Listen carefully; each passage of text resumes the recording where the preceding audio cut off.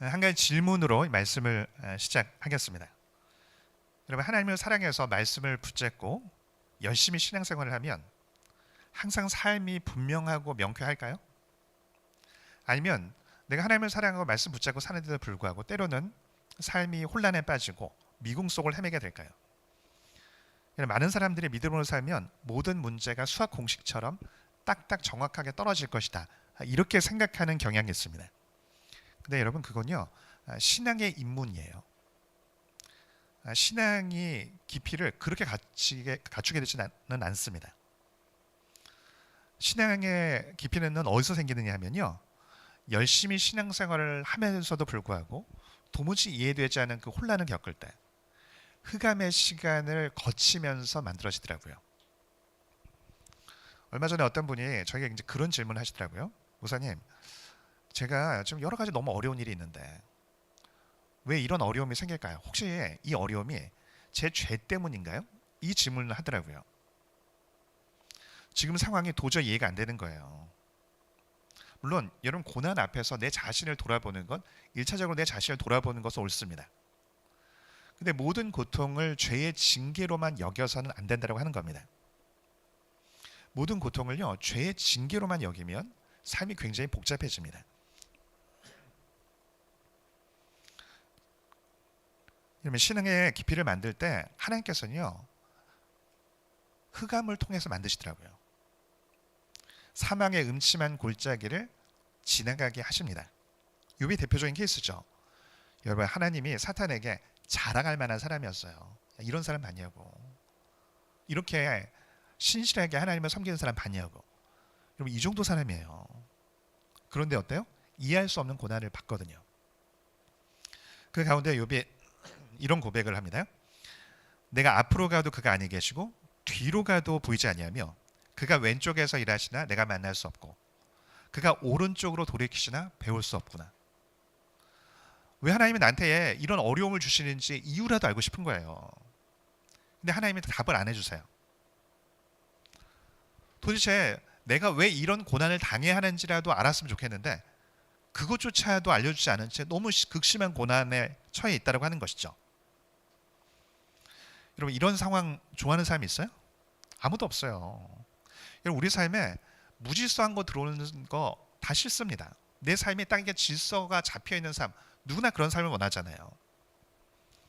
근데 오늘 본문의 주인은요, 우리에게 어떤 것이 그 혼란 가운데 가져야 할 영적인 태도인지를 보여줍니다. 본문에 주인이 좋은 씨를 자기 밭에 뿌렸어요. 근데 밤에 원수가 몰려와서 씨를 뿌리고 간 거예요. 가라지를 더 뿌리고 간 겁니다. 여기서 가라지는요, 원어는 독보리예요. 독보리. 이게 단순한 잡초가 아닙니다.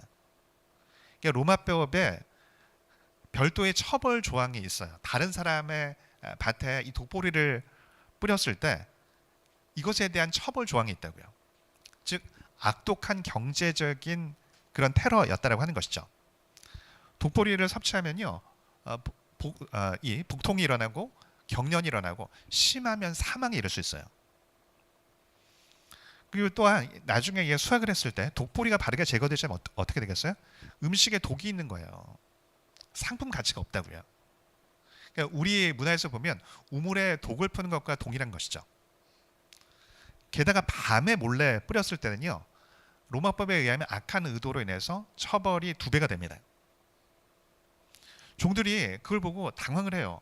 주인님, 분명히 좋은 씨를 뿌렸는데 왜 이렇게 악한 게 나옵니까? 이 가라지가 도대체 어디서 나온 겁니까? 여러분, 우리도 똑같이 질문해요. 하나님, 내가 성실하게 살았는데 왜 내 삶에 이런 고통의 씨앗이 뿌려진 겁니까? 내가 하나님 말씀 붙잡고 살았는데 왜 내 인생에 이런 어려운 일이 일어나는 것입니까? 여러분, 이때 성실하고 충성된 종들이요, 합리적인 제안을 합니다. 우리가 가서 이거 뽑아버릴까요? 여러분, 이 밭이 자기 밭 아니잖아요. 주인의 밭이에요. 근데 이 종들이 이 독보리를 보면서 마음이 너무 상하는 거예요. 종들의 제안이 어때요? 충성스럽고 너무 합리적인 제안이에요. 독보리 이거 뽑아야 한다는 거죠. 주인의 밭을 악의적으로 망치게 하는 이 나쁜 놈들의 의도가 싫어요. 빨리 가서 나쁜 것을 바로 뽑아버리고 싶습니다. 바로 잡고 싶어요. 너무 선한 의도이고 올바른 열심이죠. 우리 삶에서 악과 잘못, 모순 이거 다 뽑아버리고 싶어요. 속히 제거해서 모든 것을 명쾌하게 만들고 싶다고요. 이게 우리의 본능이에요. 악은 즉각적으로 심판을 받아야 되고 문제는 즉각적으로 해결이 돼야 우리의 마음이 편하거든요. 근데 주인의 의외의 대답을 합니다. 뭐라고 얘기합니까? 가만두랍니다. 가만두라고. 그러면서 뭐라고 얘기해요? 함께 자라게 두랍니다. 여러분, 곡식뿐만 아니라 가만두면 어떻게 돼요? 가라지도 함께 자라요. 내 밭에서. 분명히 이건 사탄이 심어 놓은 거예요. 분명한 악이라고요. 근데 하나님께서 때려 우리 삶의 고통 가운데 이렇게 말씀하시더라고요. 이것 때문에 너무나 큰 고통을 당하고 있는데 이건 분명히 악이고 잘못된 것이고 해결이 돼야 하는데도 불구하고 그거 네가 조급하게 해결하려 하지 말아라. 삶의 모호함, 명확하지 않음 이걸 견뎌라. 나를 바라보며 이걸 견뎌라. 이렇게 말씀하실 때가 있습니다. 아니요. 있는 정도가 아니라 많은 경우에 이렇게 말씀하시더라고요. 여러분 이 태도가 너무너무 중요해요. 이 태도를 갖추지 못하면요. 삶의 은혜를 누릴 수가 없어요. 그리고 설사 이 태도 없이 은혜를 받아도요. 다 새나갑니다. 유지가 안 되더라고요. 왜요? 작은 악과 그 모순에 딱 집착을 해버리면요. 그것 때문에 걸려 넘어지게 만들어요. 하나님께서 우리를 영적으로 훈련시킬 때 핵심적인 훈련이 바로 이와 같은 훈련이더라고요. 악과 모순을 분명히 이것은 제거돼야 하는 것이 맞는데 하나님이 허락하신 때까지 그것을 가지고 가라고 가만히 두라고 이걸 하나님께서 훈련시킬 때가 너무나 많습니다. 근데 그런 질문이 들죠. 여러분 이 종들의 제안이 너무 합리적이잖아요. 옳잖아요. 왜 이 잘못된 것을 바로 잡겠다고 한 이 종들의 제안에 대해서 왜 가만히 두라고 말씀하시냐고요. 주인이 뭐라고 이야기합니까? 29절에 이렇게 얘기합니다. 가만두라고 이야기하면서 가라지를 뽑다가 곡식까지 뽑을까 염려한다고. 종들은요 지금 당장 그 문제 해결에 집중을 하고 있어요. 근데 주인은 전체 열매와 그 곡식 전체를 바라보고 있습니다. 그 곡식의 안전에 집중을 해요.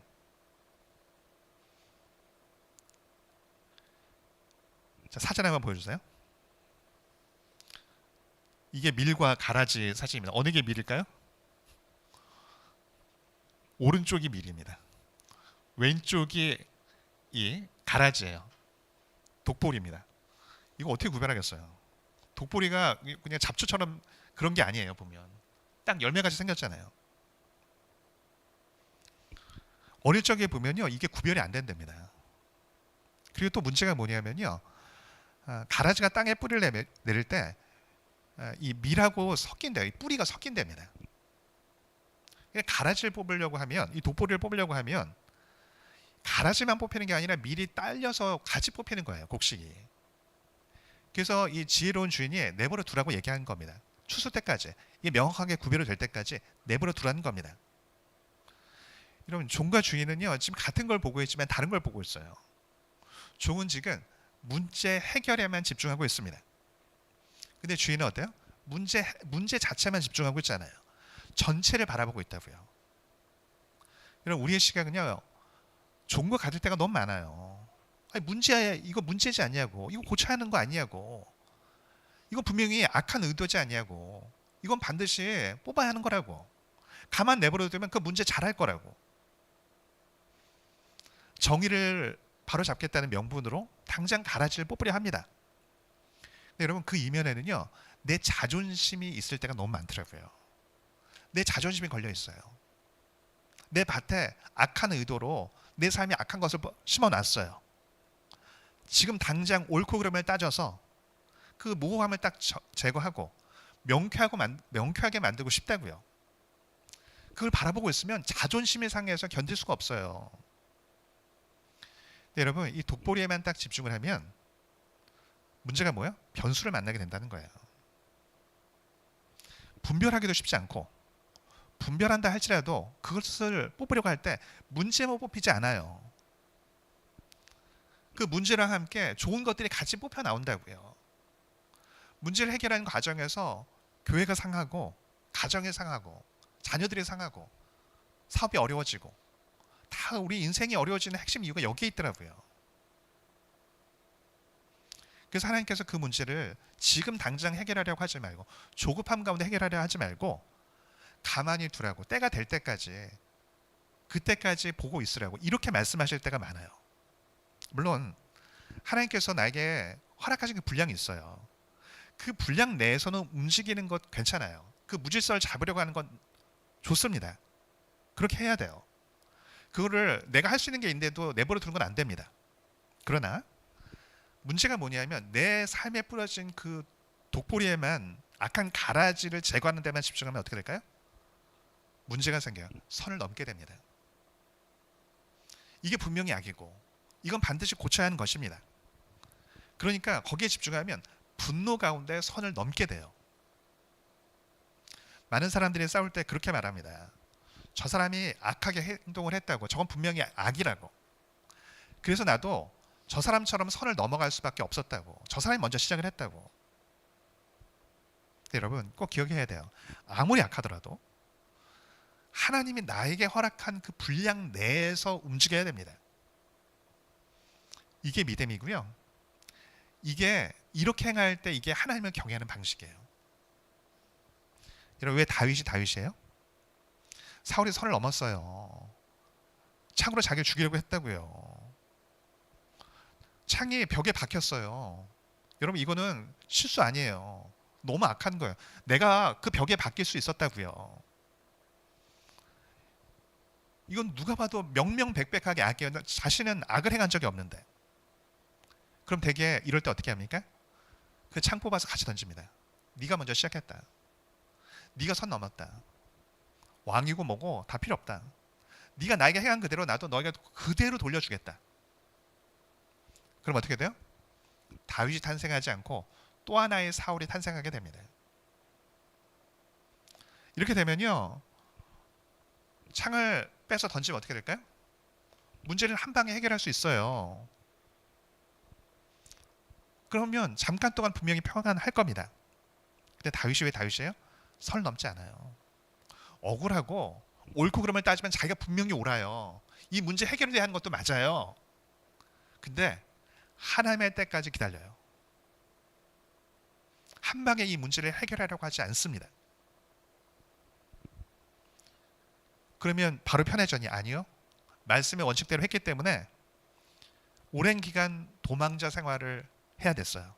숨이 꼴딱꼴딱 넘어가는 그 시간들을 견뎌야 했습니다. 근데 바로 그 문제를 한 방에 해결하려고 하지 않았던 것 때문에 하나님께서 다윗에게 복을 주셨던 겁니다. 여러분 이게 믿음이에요. 이게. 우리는 자꾸 믿음을 뭐라고 생각하냐면 한 방에 해결하는 능력이라고 생각해. 아니에요. 믿음은요. 그 모순을 견디는 능력입니다. 우리 삶이 깊은 수렁에 빠질 때 이유가 뭐예요? 다 이것 때문이에요. 문제 한 방에 해결하고 싶거든요. 조급하거든요. 이건 분명히 해결해야 하는 문제거든요. 이건 분명 악이니까. 내 밭에 이런 거 잘하면 안 되니까. 용납 안 돼요. 근데 그러면서 어려워지는 거예요. 예전에 어느 그 대형 교회에서 보니까 그 지나갈 때마다 현수막에 걸려 있어요. 10년 이상. 보니까 이제 담임 목사님과 원로 목사님 그 파에 나눠 싸우게 된 거죠. 얘기를 들어보니까 다 나름의 이유가 있어요. 제가 먼저 시작했다. 저쪽에서 먼저 시작했다. 근데 서로 선을 넘고 있는 거죠. 아무 얘기도 유익이 없어요. 우리 인생이 다 이렇게 어려워지는 거예요. 그 선을 넘어서. 이게 이 문제를 해결하겠다고. 그 문제를 해결했다고 하는 의도는 나쁘지 않은데 하나님의 때를 기다리지 못해요.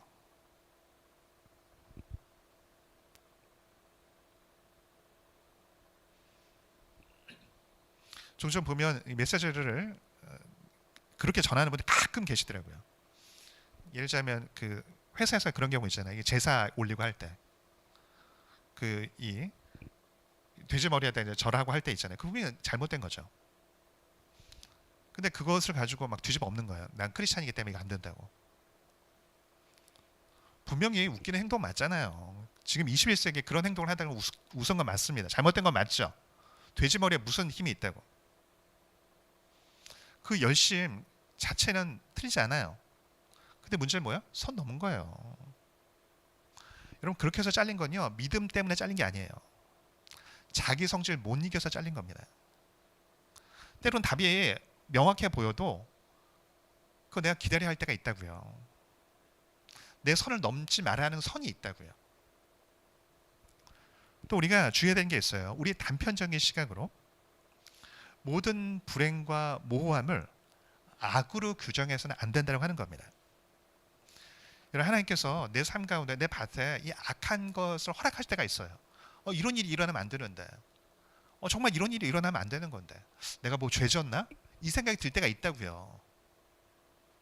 여러분 가라지에만 집중하면 하나님의 선한 계획을 바라보지 못합니다. 종과 주인의 차이가 여기에 있어요. 종은 가라지밖에 못 봐요. 주인은 더 큰 걸 바라보거든요. 가라지 자체는 분명히 악인데 그 악을 통해서 하나님께서 우리를 성숙하게 만들고 연단시킨다고 하는 것이죠. 찬송가 373장 보면 고요한 바다로라는 찬송가가 있죠. 2절 가사가 이렇습니다. 큰 물결 일어나 나 쉬지 못하나 이 풍랑으로 인하여 더 빨리 갑니다. 여러분 큰 물결 일어나면 안 되죠. 내가 그것 때문에 쉬지를 못해요. 너무너무 고통스러워요. 죽을 것 같아요. 큰 물결은 가라지거든요. 근데 그 풍랑으로 인해서 더 빨리 가게 됐답니다. 그 자체는 악인데 그 전체의 그림에서 선이에요. 여러분 하나님은 그렇게 만드시거든요. 헬렌 켈러가 이런 말을 했습니다. 고난은 종종 평범한 사람을 비범한 운명으로 이끈다고. 극심한 장애를 겪었어요. 근데 그 장애를 통해서 자신의 삶을 하나님께서 풍성하게 이끄셨다고 이렇게 얘기하거든요. 그것뿐만이 아니에요. 이런 그 모호함과 문제 가운데서 내 연약을 더 고백하게 만드시더라고요. 그래서 그 가운데 하나님을 더욱더 의지하게 만드세요. 여러분 나는 내 길 몰라요. 근데 그 어려움 가운데 그 풍랑 가운데 그게 나를 너무 아프게 하는데 나를 너무 약하게 만드는데 그 가운데 내 자존심을 세우지 않고 하나님 이래서 내가 하나님 의지합니다. 그 고백 가운데 하나님을 더 가까이 만나게 된다고요. C.S. 루이스의 스크루테이프의 편지라고 하는 책이 있습니다. 고참 악마인 스크루테이프가 신참이자 자신의 조카인 웜우드에게 어떻게 성도를 꿰어서 넘어뜨려야 하는지 이걸 편지로 쓴 내용을 담고 있거든요. 이 편지에서 당연히 이제 원수는 예수님이죠. 이제 이런 내용이 나와요. 원수가 인간의 영혼을 확보하기 위해 꼭대기보다 골짜기에 더 의존한다는 걸 알면 아마 좀 놀랄 게다. 원수가 특히 아끼는 인간들은 그 누구보다도 길고도 깊은 골짜기를 통과해야 했다. 인간은 꼭대기에 있을 때보다 이렇게 골짜기에 처박혀 있을 때 오히려 그 작자가 원하는 종류의 피조물로 자라가는 게야. 그러니 이렇게 메마른 상태에서 올리는 기도야말로 원수를 가장 기쁘게 할 수밖에. 도저히 이해가 안 될 때 그러면서도 불구하고 하나님을 포기하지 않고 그 찾는 그 기도, 그 내 안에 영혼이 풍성하지 않은데도 불구하고 하나님께 그 올리는 기도를 하나님이 가장 기뻐 받으신다는 거예요. 그러면서 뭐라고 얘기하냐면 이렇게 얘기합니다. 인간이 원수의 뜻을 따르고 싶은 갈망을 잃었더라도 그렇게 하겠다는 의도를 여전히 가지고 있다면 세상을 아무리 둘러보아도 원수의 흔적조차 찾을 수 없는 것 같고 왜 그가 자기를 버렸는지 계속 의문이 생기는데도 여전히 순종한다면 그때보다 더 우리의 대의가 위협받는 때가 없다.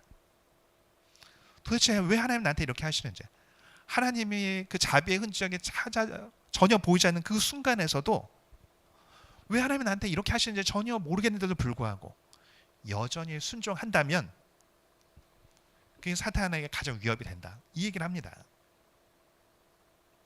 여러분 문제없고 너무너무 질서가 잡혀있는 그 환경 가운데서 하나님의 위대한 사람이 탄생할 수 있겠어요?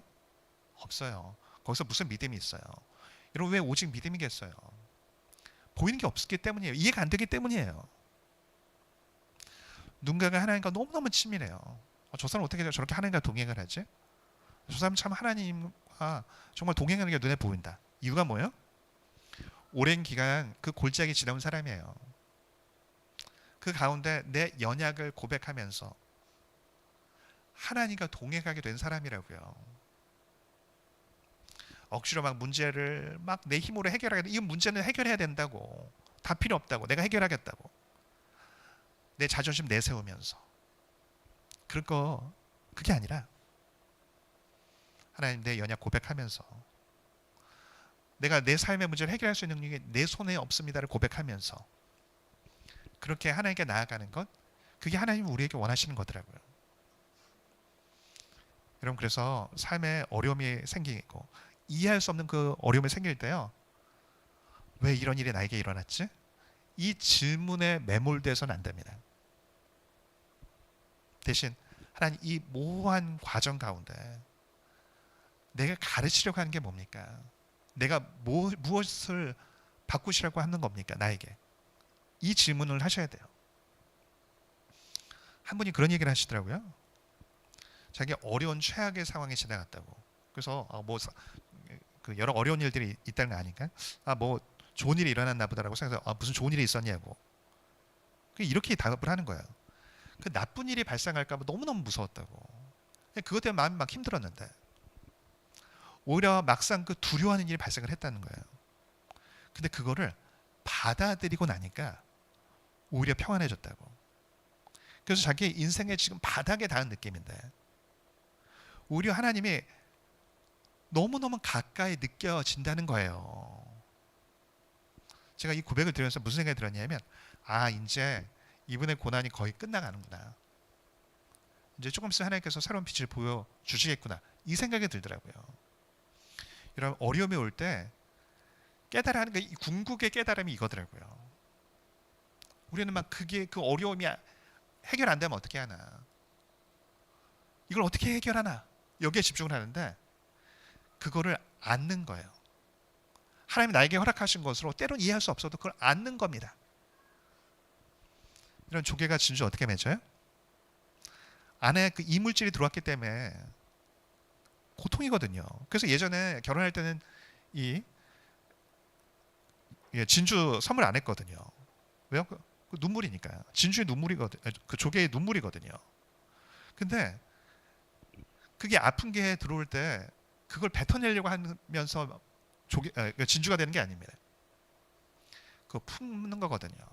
그 고통을 품어서 진주가 되는 거예요. 여러분 우리 삶도 마찬가지예요. 자꾸 이 독보리 보면서 저거 뽑아내야 한다. 우리 자꾸 여기에 집중을 하거든요. 아니에요. 하나님이 나에게 허락하신 것이면 너무너무 아프고 때론 이해가 안 되고 하나님 이건 분명히 악이라고, 이건 잘못된 거라고, 이건 꼭 해결해야 된다고 안달복달하면서 그게 아니라 품에 안는 거야. 그럼 이 문제를 그럼 끝까지 보고만 있어야 하느냐? 아니에요. 그렇지 않아요.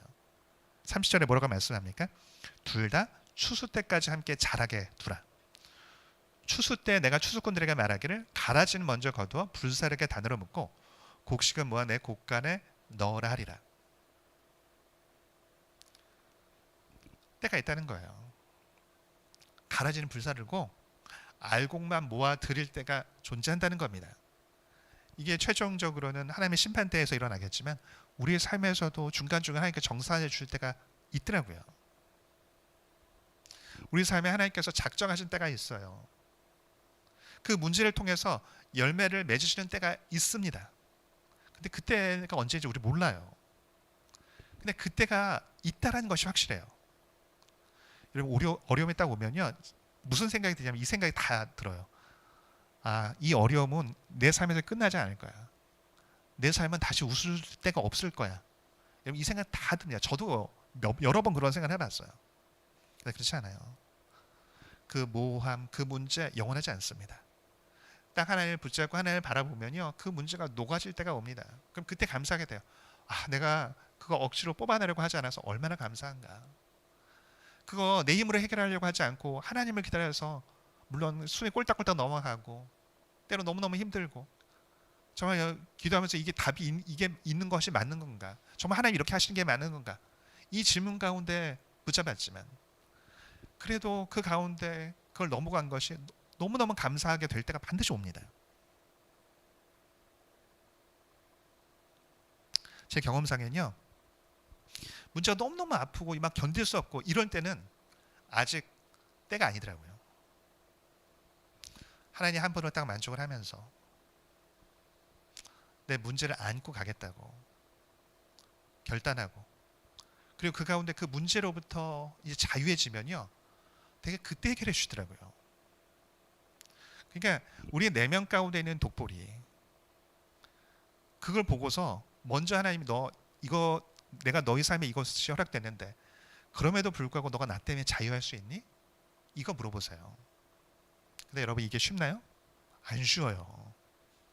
이거 내가 참고 가야지 결단해도 안 되더라고요. 해보면 쉽지가 않아요. 정말 이 작은 문제 하나만 있어도 그거 안고 간다는 게 쉽지 않아요. 근데 어떻게 하면 그 모순을 견딜 수 있겠어요? 뻔한 악이고 뻔한 문제이고 뻔한 이 잘못된 것인데, 그게 자라가고 있는데, 누군가 내 삶에 지금 악한 것을 뿌렸는데 너무 억울한데 어떻게 그걸 견디냐고요. 참겠다고 매번 마음을 먹지만 실수를 해요. 가라지를 뽑으려고 했다가 결국은 알고까지 다 뽑히고 나서 두고두고 후회를 합니다. 근데 어떻게 참아요? 이럴 때 참을 수 있더라고 보니까. 하나님께서 나를 참아주신 것을 알 때만 참을 수 있어요. 하나님이 나를 용납하신 것들을 알 때 견딜 수 있습니다. 여러분, 타인이 나에게 상처 준 거 용서하는 거 쉽지 않아요. 용서를 했다고 해도 때때로 마음속에 쓴뿌리가 올라오거든요. 근데 여러분, 어떤 의미에서 이거보다 더 힘든 게 있어요. 그게 뭔지 아세요? 내가 내 자신을 용서하는 겁니다. 타인을 용서할 때는 그 사람이 잘못되는 명확한 게 있잖아요. 배상이 있다고요. 근데 내가 내 자신을 용서할 때는요, 자기 비난이 계속될 수 있어요. 아, 왜 내가 그렇게 멍청한 짓을 했지? 왜 그렇게 멍청한 행동을 했지? 두고두고 내 자신이 미울 수 있다고요. 더욱이 타인은 이게 시간이 지나면 멀어질 수 있잖아요. 근데 내 자신은 내가 늘 안고 살아야 돼요. 근데 하나님께서 내 자신도 내가 용납이 안 되는데 내가 널 용납했다고, 내가 널 용서했다고 이렇게 말씀해 주시거든요.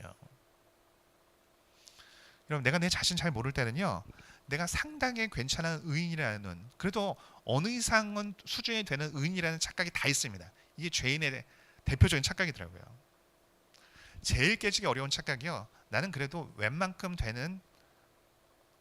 도덕적인 사람이라는 착각이에요. 잘 보면 하나님 딱 눈을 열어주시면 어떻게 돼요? 내가 심판받아 마땅한 죄인이라는 것을 깨닫게 됩니다. 죄인 중에 괴수라는 걸 깨닫게 돼요. 왜 나 같은 걸 하나님이 용서하셨나? 왜 나 같은 걸 하나님께서 구원하셨나? 그 생각이 든다고요. 하나님이 눈을 열어주시면 내가 얼마나 악하고 약한 존재인지 깨닫게 됩니다. 여러분, 컵을 가만히 있으면요, 되게 맑은 물처럼 보여요. 근데 누군가 조금만 휘저으면 어때요? 안에 있는 거, 밑에 가라앉은 거 다 떠오르거든요. 온갖 더러운 것들이 다 떠오른다고요. 우리가 괜찮다고요? 아니요. 누군가 내 마음속을 휘젓지 않을 때만 괜찮은 거예요. 누군가가 작은 어떤 이익 때문에, 작은 어떤 자존심 때문에 내 마음을 휘저어 놓으면 온갖 더러운 것들이 다 떠오릅니다. 작은 마음 상한 일이 있고, 작은 이익이 걸려 있으면, 작은 자존심이 걸려 있으면요, 얼마든지 우리는 극한 악인이 될 수 있고, 교회도 깨트릴 수 있고, 가정도 깨트릴 수 있는 사람이에요. 내 안에 역시 모순이 다 있습니다. 믿음이 있지만 한편에는 두려움이 있고요. 하나님을 사랑하지만 죄를 또 사랑하는 마음이 있습니다. 누군가 나를 통해 잘 되기를 원하지만 내 안에 여전히 내 이기적인 내 이익만을 따지고 내 중심적인 내가 팔팔하게 살아 있어요. 누구나. 우리는 타인이 나에게 아프게 한 거 그것만 다 셉니다. 누가 내 삶에 독보리를 심어 놓은 것만 세요. 근데 여러분, 우리가 하나님 앞에 심판대 앞에 다 설 겁니다. 그것에 대해서 그 사람도 하나님 앞에서 심판을 당할 것이고요. 우리 역시 마찬가지예요. 타인에게 무수히 많이 아프게 하고 절망하게 하고 상처를 준 것들, 심판대 앞에서는 우리 역시 동일하게 드러날 것입니다. 내 안에 있는 악들, 내 안에 있는 가라지, 내 안에 극심한 독보리가 있다는 걸 깨닫게 돼요. 그럴 때 하나님께서 나를 용서하시고 어떻게 나 같은 인간을 용납하셨나? 그때야 그 분노가 사라질 수 있습니다. 정리하겠습니다. 사실 우리 인생에서 가장 뽑아버리고 싶은 가라지는요, 때로는 내 자신일 때가 많아요. 여전히 하나님의 은혜를 이용해 먹기만 원하는, 너무너무 이기적이고 자기중심적인 내 안에 있는 그런 모습들, 여러분 이게 가장 지독한 가라지거든요. 사실은 만약 하나님께서 우리를 그 가라지적인 그런 모습이 보일 때마다 바로바로 심판하셨다고 한다면, 바로바로 이 정의의 칼을 휘두르셨다고 한다면, 여러분 이 자리에 살아남을 그 곡식들이 누가 있어요? 누가? 하나님께서 우리 삶의 그 모함을 가만두라고 하신 이유가 뭐예요? 우리라는 가라지를 먼저 하나님이 참아주셨기 때문이에요. 십자가가 바로 그걸 얘기하는 거잖아요. 죄인된, 가라지 된 우리를 당장 뽑아 불살하지 않고 하나님이 그 독보리의 고통을, 그 불사르는 고통을 대신 짊어진 거거든요. 둘 다 죽을 때까지 함께 두라고. 왜 하나님, 왜 공의를 행하지 않으시냐고. 이 말씀이 1차적으로 우리를 참아주겠다는 말씀이기도 하더라고요. 그래서 여러분, 인생밭에 그 자라는 가라지를 보면서 너무 절망하지 마십시오.